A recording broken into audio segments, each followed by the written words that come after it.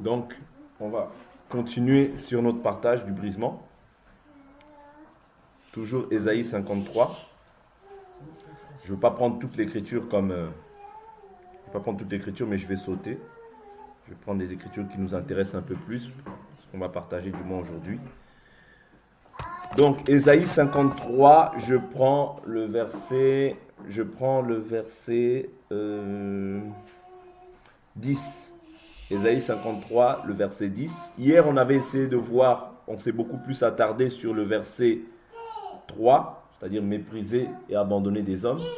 D'accord? On a vu que lorsque quelqu'un est en Christ, ce sont des choses aussi qui vont lui arriver. Pourquoi? Parce que la Bible nous dit, tel il est lui, tel nous sommes dans ce monde. Donc dans ce monde, nous croyons que Jésus a dit, s'ils m'ont haï, ils vous haïront aussi. Vous voyez? Parce que si on nous haït en réalité, c'est pas à cause de toi, non, mais c'est à cause de l'esprit qui est en toi. Parce que la Bible nous dit, les ténèbres ne viennent pas à la lumière. Pourquoi? De peur que leurs œuvres soient réprouvées. Vous voyez? Donc les œuvres que ces gens font dans les ténèbres, vous voyez, ils apprécient ces œuvres-là. Et lorsqu'ils voient la lumière, ils se sentent condamnés. Voilà pourquoi ils ne viennent pas à la lumière. Mais s'ils sont de Dieu, ils viendront. Vous voyez? Tôt ou tard, ils viendront. Donc ça, il ne faut pas s'inquiéter. Donc ici, nous avions vu cet aspect-là. Nous avions vu aussi l'aspect qui dit que, dans le livre de 1 Pierre, qui dit que comme des maisons, et vous, pierres vivantes, parce que nous sommes des pierres vivantes, vous voyez. Souvenez-vous, Jésus avait dit que si ces pierres, Jésus avait dit que pierres vivantes, édifiez-vous pour former un saint sacerdoce, ouais, une maison spirituelle, afin d'offrir des victimes spirituelles agréables à Dieu par Jésus-Christ. Donc nous avions vu que le saint sacerdoce, vous voyez, nous avions vu que le saint sacerdoce, c'était la fonction ministérielle, c'était la fonction des sacrificateurs. Les sacrificateurs, eux, ils présentaient chaque jour, en fait, des sacrifices au temple pour pouvoir faire le pardon des péchés en faveur du peuple. Vous voyez? Mais aujourd'hui, nous offrons non plus les victimes physiques comme ça, des victimes des animaux, mais ce que nous offrons maintenant, ce sont des victimes spirituelles à Dieu que nous offrons. Et Jésus aujourd'hui a fait de nous un royaume de sacrificateurs. Ça veut dire que quand toi tu crois, comme moi je crois, nous sommes maintenant inclus, intégrés à l'église. Vous voyez? Parce que dans un royaume, on voit qu'il y a un roi, le roi qui est Christ, et nous sommes maintenant les membres du corps, vous voyez, et qui ont pour rôle et pour but de pouvoir prier, offrir des victimes spirituelles à Dieu. Vous voyez, donc c'est très important. Mais maintenant, nous devons nous édifier comment? Nous devons nous édifier par l'enseignement. Édifier veut dire bâtir, veut dire construire. Or, quand je m'édifie, c'est comme si je rajoutais une pierre à la maison. Vous voyez? C'est-à-dire, plus nous nous édifions, plus nous grandissons dans la foi, et moins le monde se manifeste dans nos vies. Moins le monde et les désirs de ce monde se manifestent dans nos vies. Voilà pourquoi le but de l'édification, le but de l'enseignement. Le but de l'enseignement, c'est afin de faire mourir les désirs de la chair et afin que l'esprit grandisse. Afin que nous ayons la connaissance et que nous soyons à même de pouvoir discerner ce qui est bon et ce qui est mal. Parce que la Bible nous dit qu'il a donné les uns comme apôtres, prophètes, pasteurs, docteurs, évangélistes. Pourquoi? Pour le perfectionnement des saints. Ouais? Pour que les saints soient perfectionnés dans leur marche, perfectionnés dans leur comportement, perfectionnés dans leur caractère. Ça veut dire que, en quelque sorte, pour qu'ils puissent reproduire le caractère de Christ dans leur vie. Vous voyez? Qui est manifesté par le biais ou bien le fruit du Saint-Esprit. Vous voyez? Voilà pourquoi la Bible nous dit dans Romains 12, je vous exhorte par les compassions de Dieu à offrir vos corps comme un sacrifice vivant, saint. Vous voyez? Premièrement, saint. Vous voyez? Parce que quand c'est saint, c'est agréable à Dieu. Mais quand ce n'est pas saint, ce n'est pas agréable à Dieu. Voilà pourquoi la sainteté, en réalité, c'est tout un enseignement qu'on doit communiquer. Communiquer au peuple afin qu'il puisse marcher dans la sanctification. Voilà pourquoi Jésus, dans Jean 17, 17, il dit « Sanctifie-les par la vérité, ta parole est la vérité. » Ça veut dire que c'est la parole qui est la vérité. Et la parole a pour but de pouvoir rendre saint le peuple. Oui. Parce que c'est la parole qui va te permettre que tout ce qui était, boiteux, voyez, puisse emprunter maintenant des voies droites. Or, ce qui était boiteux en toi, c'était le péché. Ouais. Souvenez-vous, lorsque Élie est venu auprès du peuple, il dit quoi? Il dit, jusqu'à quand clocherez-vous des deux côtés? Si l'Éternel est Dieu, servez-le. Si Baal est Dieu, servez-le. Vous voyez? Ça veut dire il clochait des deux pieds. Baal, mais en même temps il servait Dieu. Baal, mais en même temps il servait Dieu. Or, la Bible nous dit dans Ésaïe 42, verset 8, Dieu dit, je ne donnerai pas ma gloire aux hommes, ni mon honneur aux statues. Vous voyez? Ça veut dire que celui qui est avec moi, celui qui n'est pas avec moi, est contre moi. Vous voyez? C'est-à-dire que celui qui n'est pas, Jésus ne va pas dire, oh non, si tu n'es ni chaud, ni froid, je te vomirai. C'est-à-dire qu'avec Jésus, il faut être soit avec lui, soit tu n'es pas avec lui. Bon, moi, un peu de Jésus, mais un peu du monde. Non, ça ne fonctionne pas. Ouais. Ce que Dieu veut crucifier en toi, c'est les œuvres du diable. Parce que la Bible nous dit, le Fils de l'homme est apparu afin de détruire les œuvres du diable. Or, les œuvres du diable, c'est ce que nous pratiquions avant la croix. Mais aujourd'hui, maintenant que nous sommes après la croix, nous devons maintenant mettre parce que la croix, c'est la mort. Vous comprenez? C'est pas pour rien qu'on dit que celui qui est pendu au bois, vous voyez, est maudit. Vous voyez? Celui qui a porté la malédiction du péché sur lui, c'est Jésus. Afin que toi et moi, nous puissions hériter de la bénédiction. Mais cette bénédiction-là, nous ne pouvons pas l'hériter si nous marchons encore en ancienneté de vie. Non. Voilà pourquoi la croix doit te permettre de pouvoir marcher en nouveauté de vie. L'Écriture déclare, si quelqu'un est en Christ, il est une nouvelle créature. Ça veut dire que nous avons été recréés. Ouais, nous avons été recréés. C'est pourquoi, lorsque Nicodème il vient au devant de Jésus, il dit, un homme, Jésus dit, il faut que vous naissiez de nouveau. Ouais. Il faut que vous naissiez de nouveau, la nouvelle naissance. Nicodème, il dit, mais comment un homme, quand il est âgé, peut-il encore repartir dans le ventre de sa mère? Vous voyez, ça c'est à la manière des hommes. Lui, il a compris ça à la manière des hommes. Vous voyez? Jésus lui dit, mais toi, tu es docteur de la loi, tu ne connais pas ces choses. Si quelqu'un ne naît d'eau et d'esprit, il ne peut voir le royaume des cieux. Vous voyez, c'était tout un langage qu'il avait prononcé. Mais maintenant, la nouvelle naissance doit te permettre de pouvoir mettre un terme à l'ancienne vie. C'est très important. Parce que ce qui va bloquer notre avancement, souvent les gens disent, ah, tu as des blocages. Non, ce n'est pas des blocages, c'est simplement le péché. Parce que la Bible nous dit qu'il a effacé l'acte qui nous condamnait, dont les ordonnances nous étaient contraires. Oh, les sorciers de ma famille, les hôtels, tout ça, ça n'existe pas. Ouais, ça n'existe pas. Tu es passé d'un royaume à un autre royaume. C'est comme si tu dis que Satan il a une place dans le royaume de Dieu. Il n'y a pas de place. Si réellement nous péchons, c'est parce que nous avons laissé une porte ouverte. C'est parce que nous avons laissé l'avantage au diable. Vous voyez? C'est parce que nous n'avons pas fixé nos regards vers le Seigneur. Vous comprenez? Et ça, c'est ça qui empêche aussi que le Seigneur puisse se glorifier pleinement dans la vie de chacun d'entre nous. Et je vous dis toujours que si le Seigneur ne peut pas pleinement se glorifier, le problème, ce n'est pas le Seigneur, le problème, c'est ta chair. Voilà pourquoi ta chair, il faut la briser. Parce que cette chair-là n'aime pas l'obéissance. Cette chair veut toujours désobéir. Cette chair veut toujours aller là où toi, où... C'est ça que le Seigneur dira à Pierre. Quand tu seras vieux, tu iras là où tu ne voudras pas. Ça veut dire toi, tu auras une volonté. Voilà pourquoi le Seigneur il dit non pas ma volonté, mais que ta volonté s'effectue. Ouais? Parce que l'homme a sa volonté. Dieu a aussi une volonté pour l'homme.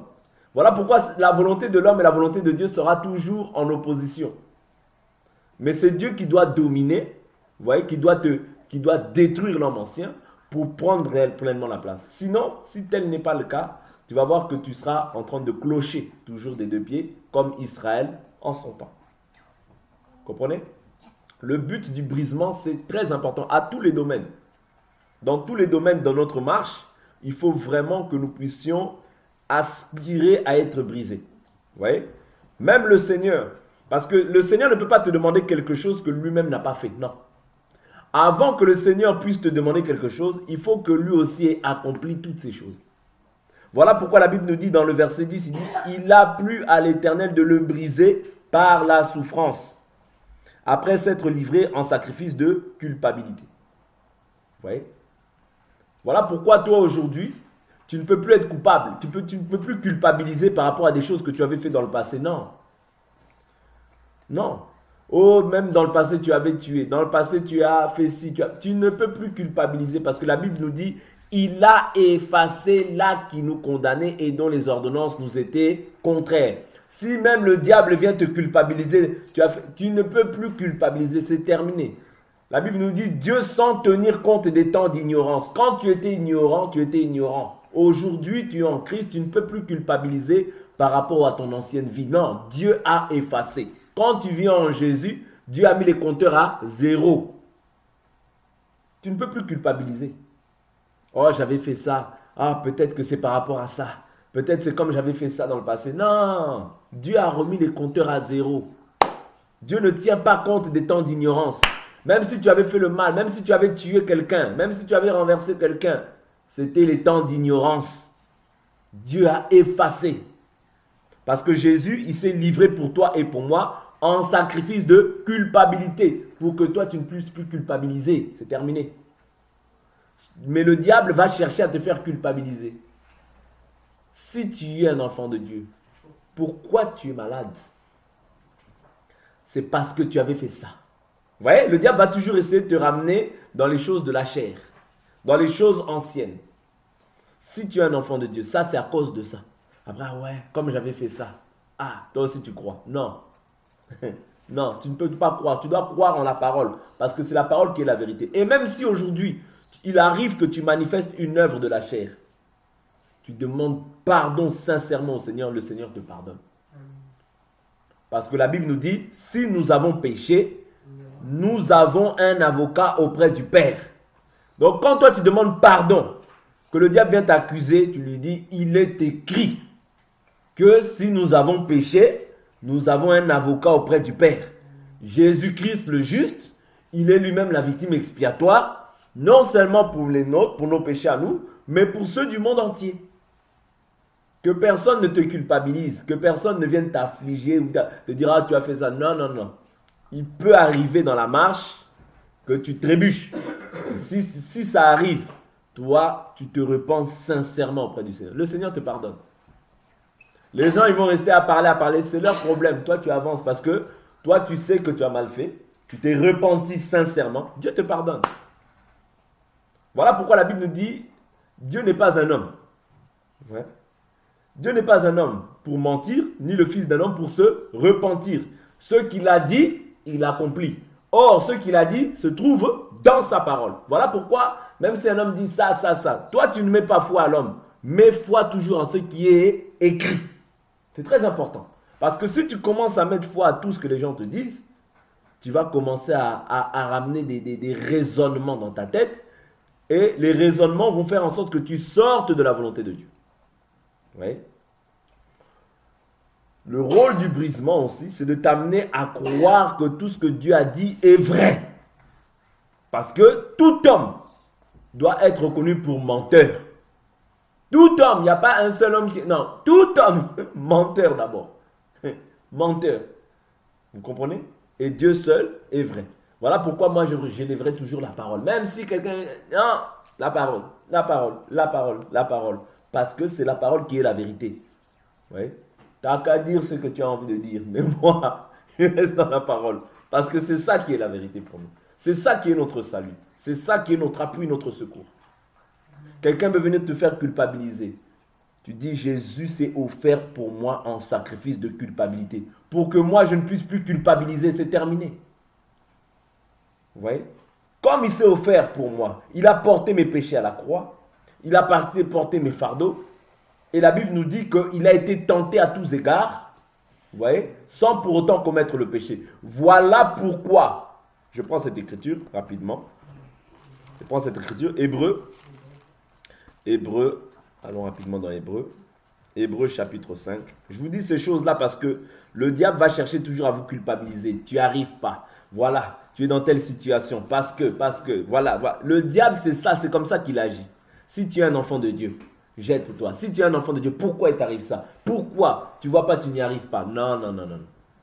La Bible nous dit aussi que si la promesse tarde, qu'est-ce que tu fais? Attends-la. Elle s'accomplira comment? Hein? Certainement. C'est ça que tu dois confesser. Comprenez? Il y a des promesses qui peuvent tarder. Ça ne veut pas dire que Dieu n'est pas là. Ça ne veut pas dire que Dieu ne va pas faire. Non, Dieu va faire. Mais toi, focalise-toi sur le Seigneur, pas sur tes pensées. Parce que les pensées de l'homme, des fois, peuvent être un blocage pour ta vie. Et tu vas dire, ah, on dirait que je suis bloqué. Non, tu n'es pas bloqué. Dieu veut t'éprouver. Tu passes par des épreuves. Parce que toute la vie d'un chrétien, il faut savoir que toute notre vie, c'est une épreuve. Hébreux, chapitre 2.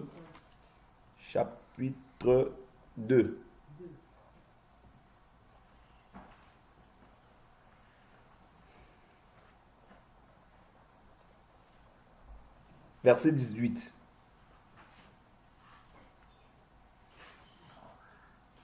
Car du fait qu'il a souffert lui-même, quand il fut tenté, il peut secourir ceux qui sont tentés. Vous voyez? Car du fait qu'il a souffert lui-même, quand il fut tenté, il peut secourir ceux qui sont aussi tentés. Vous voyez? Donc, maintenant je prends Hébreux 4, verset 15, qui va nous aider aussi.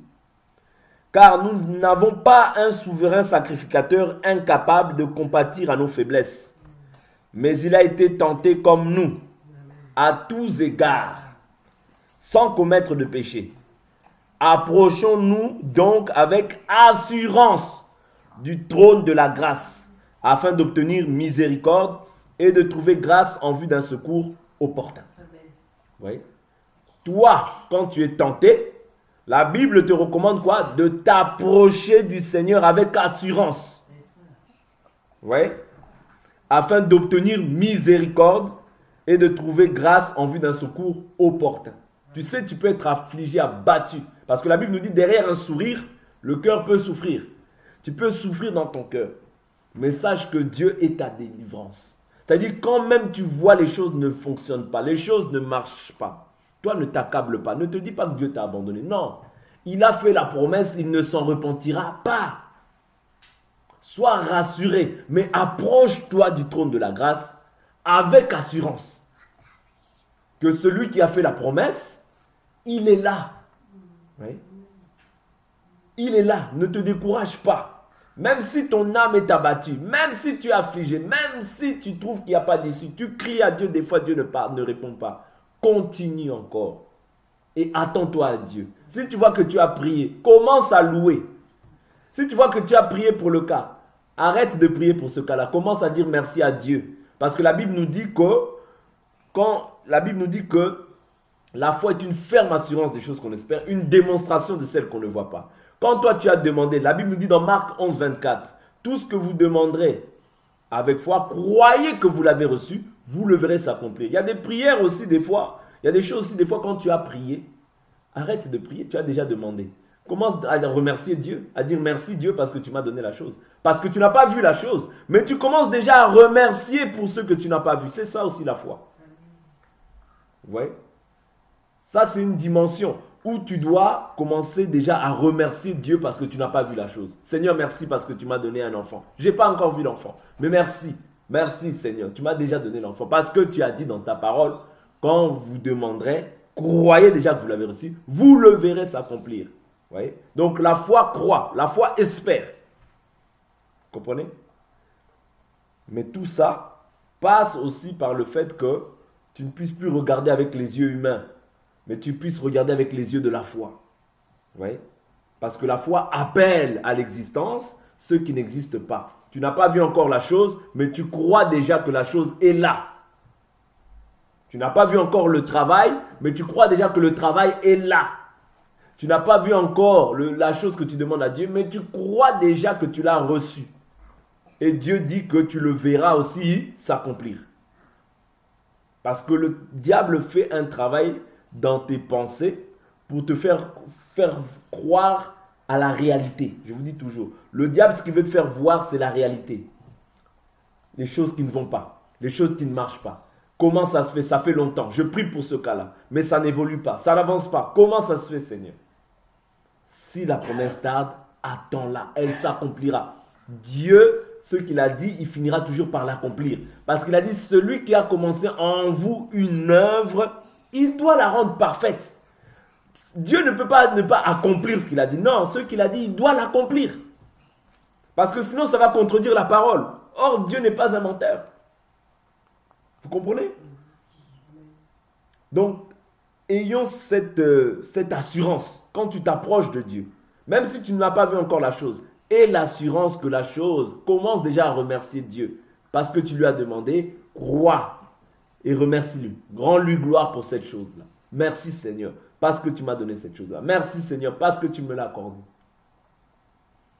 Vous voyez? C'est aussi ça, c'est une autre dimension de foi. Tu dis, non, j'ai déjà prié, c'est bon. Tu commences à le glorifier parce que tu l'as reçu. Mais tu ne l'as pas encore vu. Mais tu crois. C'est une dimension de foi, c'est parce que la foi, ça dépasse le raisonnement humain. Vous comprenez? La foi, peut-être, je n'ai pas encore l'enfant, mais je dis déjà, Seigneur, oh merci pour l'enfant. Oh merci pour ma fille que tu m'as donnée. Merci. Mais les gens, non, mais tu n'as pas encore de fille. Oui, mais moi, je crois déjà que j'ai la fille. Vous voyez, c'est une dimension de foi qu'il faut expérimenter. Et quand tu verras la chose, tu diras, Seigneur, merci. Tu ne pourras dire que le remercier, lui rendre encore grâce. Pourquoi? Parce que tu as déjà commencé ce travail-là, ou même tu n'as pas vu la chose, mais tu as commencé déjà à lui dire merci pour cette chose-là.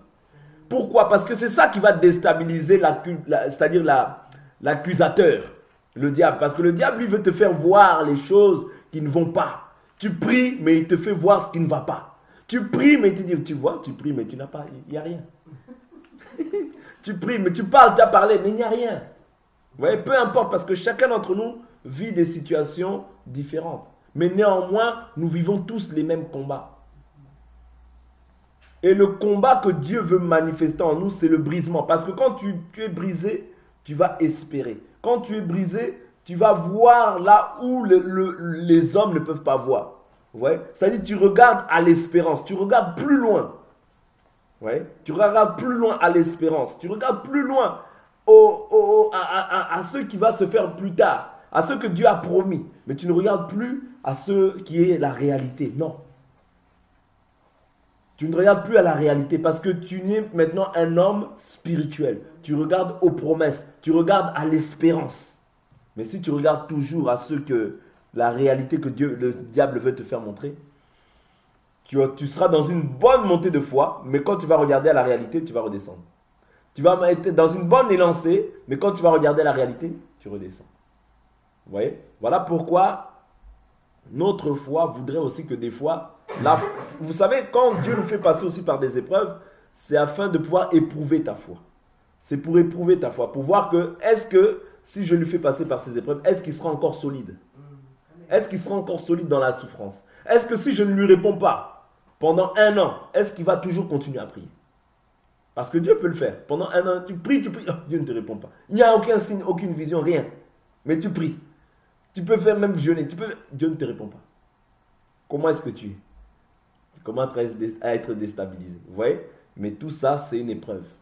C'est une épreuve pour que tu puisses t'attacher davantage. Fixer tes regards vers l'espérance et non pas vers ce que tu traverses. Et c'est ça le plus dur en fait dans la marche. Le plus dur dans la marche, c'est ça. C'est-à-dire quand tu n'as pas de signe, quand tu n'as rien venant de Dieu, là ça devient dur. Et là Dieu veut vraiment éprouver ta foi. Vous comprenez? Donc la Bible nous dit que nous, ce que nous devons faire, nous devons nous approcher devant de Dieu avec assurance. Quelqu'un qui a l'assurance, c'est quelqu'un qui ne l'a pas, il roule différemment, il marche différemment. Même naturellement sur la route. Quelqu'un qui n'a pas d'assurance, quelqu'un qui a une assurance, il roule différemment. Vous comprenez? Parce que moi j'ai l'assurance que même si aujourd'hui je crache, ça sera réparé. Mais celui qui n'a pas d'assurance, il va s'enfuir. Vous comprenez? Parce qu'il n'a pas l'assurance. Mais toi, quand tu as l'assurance, tu restes calme. Oui? Tu restes calme. La Bible nous dit que la nature nous enseigne. Oui?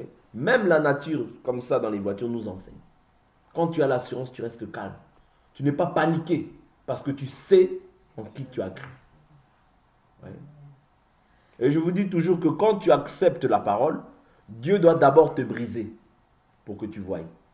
Or, le brisement aussi, c'est par ça que, quand on voit par exemple l'apôtre Paul dans 1 Corinthiens chapitre 9, c'est par ça qu'il est Acte des apôtres chapitre 9, il a fallu que Dieu d'abord le brise pour le relever. Est-ce que vous comprenez?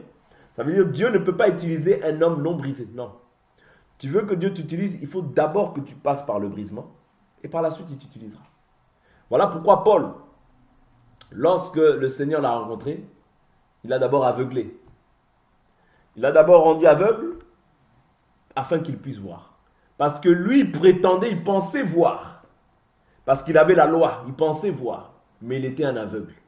C'est pour ça que Dieu l'a rendu aveugle pour qu'il puisse voir. Parce que celui qui est aveugle, en réalité, n'a pas de péché. Est-ce que vous comprenez?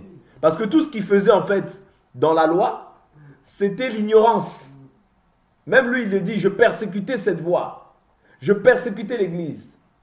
Mais il était ignorant. Voilà pourquoi Dieu l'a rendu aveugle. Parce que c'était son état en réalité. L'état d'aveuglement. Quand il marchait, il persécutait l'Église, c'était l'aveuglement. Voilà pourquoi je vous ai dit tout à l'heure, Dieu ne tient pas compte des temps d'ignorance. Le diable peut venir te faire culpabiliser par rapport à des choses que tu as fait autrefois. Mais la Bible dit, il a effacé l'acte qui nous condamnait et dont les ordonnances nous étaient contraires. Tout ce que tu as fait avant la croix, c'était avant la croix, ça ne compte plus. Dieu a mis les compteurs à zéro pour que tu puisses mener maintenant une nouvelle vie avec Jésus. Mais l'accusateur va toujours venir pour te culpabiliser. Paul, même quand il persécutait l'Église, il torturait les saints.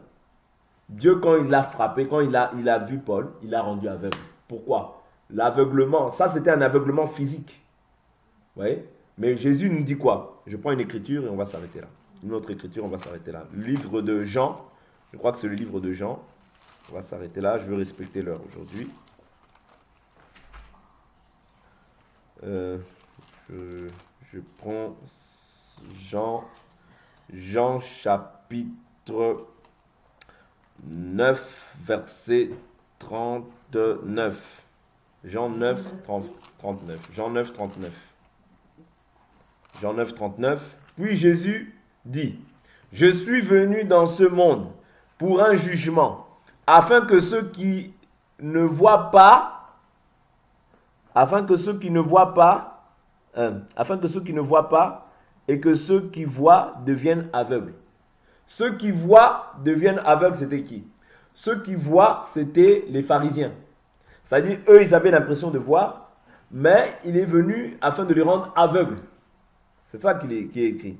Il dit, afin que ceux qui ne voient pas, afin que ceux qui ne voient pas voient. Vous voyez? Ceux qui ne voient pas puissent voir. Il dit, et que ceux qui voient deviennent aveugles. Ça veut dire, les pharisiens, eux qui étaient là, en fait, ils ont vu les miracles, ils ont vu les prodiges, ils ont vu les signes et ils n'ont pas cru. Donc, en fait, ils ont été aveuglés. Ils ont été comme frappés d'aveuglement. Vous comprenez? Ils ont été frappés d'aveuglement. Ils ont été achoppés. Vous voyez? À cause du scandale de la croix. Vous voyez? Mais maintenant, ceux qui ne voient pas, la Bible nous dit, afin que ceux qui ne voient pas voient. Vous voyez? Qui est-ce qui ne voyait pas? C'était toute l'humanité. Parce que toute l'humanité, en réalité, était contenue dans le péché. Était dans le péché. Or, quand tu ne vois pas, c'est que on continue l'écriture, on va comprendre. Quelques pharisiens qui étaient avec lui, après avoir entendu ces paroles, lui dirent, nous aussi sommes-nous aveugles? Jésus leur répondit, si vous étiez aveugles, vous n'auriez pas de péché. Oui. Mais maintenant vous dites, nous voyons, aussi votre péché demeure. Vous comprenez? Donc ici, Jésus vient expliquer que les pharisiens, vous voyez, disent qu'ils voient. Mais quand tu dis que tu vois, ça veut dire que tu ne dois plus avoir de péché. Est-ce que vous comprenez? Quand tu dis que tu vois, tu ne dois plus avoir de péché. Mais quand tu dis que quand tu ne vois pas, tu n'as pas de péché. Est-ce que vous comprenez? Regardez, je prends encore une autre écriture pour prouver ce que je suis en train de dire. Adam et Ève. Adam, il était dans le jardin. Tous deux, ils étaient nus. mais ils n'en avaient pas conscience. Est-ce que vous comprenez? C'est-à-dire qu'ils ne voyaient pas. Donc il n'y avait pas de péché. Est-ce que vous comprenez? Comme ils ne voyaient pas, il n'y avait pas de péché. Mais lorsqu'ils ont transgressé la loi et qu'ils ont vu, Dieu a dit, Adam, quand Dieu lui a dit, Adam, d'ailleurs on va bientôt partager sur ça, Adam, où es-tu? Le Seigneur il dit quoi? Adam il dit, je me suis caché, j'ai entendu ta voix. Le Seigneur dit, as-tu mangé de l'arbre dont je t'avais défendu? Vous comprenez? Parce que maintenant il voyait. Comme il voyait, il avait la notion ou bien la capacité de savoir qu'il était nu. C'est ça en réalité. C'est pour ça que je vous dis que le diable ne peut plus venir t'accuser, toi, parce que autrefois, tout ce que tu faisais dans le passé, vous voyez, tu ne peux plus culpabiliser par rapport à ces choses-là, parce que tu étais aveugle. Or, quand tu es aveugle, tu n'as pas de péché. Vous voyez? Mais maintenant que tu es venu en Jésus, tu vois. Voilà pourquoi maintenant quelqu'un, avant peut-être quelqu'un pouvait prendre un stylo, pour toi tu aurais dit, ah mais non, c'est rien, c'est pas du vol. Tu pouvais prendre un stylo comme ça, tu dis, ah, j'ai oublié. Ah, mais c'est pas du vol. Est-ce que c'est du vol? C'est pas du vol. Pourquoi? Tu étais aveugle. Tu étais aveugle, donc pour toi, prendre un stylo, prendre une veste comme ça, voilà, quelque chose qui est insignifiant, à dire, ah non, c'est pas du vol, c'est rien. Faire peut-être des faux papiers ou bien prêter tes papiers, pour toi, tu vas dire, ah, mais c'est rien, c'est juste prêter les papiers. Vous comprenez? Mais maintenant que tu vois en Jésus, tu te rends compte que, tout ce que je faisais, ça en fait, c'était du vol. Et que maintenant, tu as la connaissance de ces choses-là, tu ne peux plus les faire. Vous comprenez? Parce que maintenant, tu vois. Mais autrefois, tu étais aveugle. Voilà pourquoi Dieu ne tient plus compte de tout ce que tu faisais autrefois, parce que tu étais aveugle. De la même manière aussi, Paul, lorsque le Seigneur l'a vu, l'a frappé, il l'a rendu aveugle. Et par la suite, il a vu. C'est-à-dire, les écailles sont tombées. Et quand les écailles tombent, maintenant, tu dois voir clairement.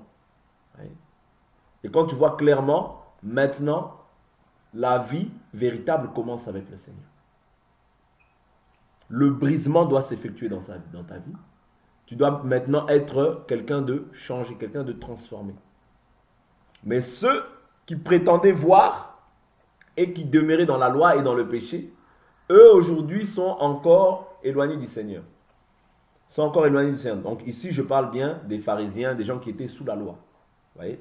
Mais toi maintenant, autrefois, je dis ça, j'insiste sur ça parce que je sais que le diable peut venir d'une manière ou d'une autre, venir accuser les gens. Parce que c'est son travail. Ouais. Il est l'accusateur de nos frères.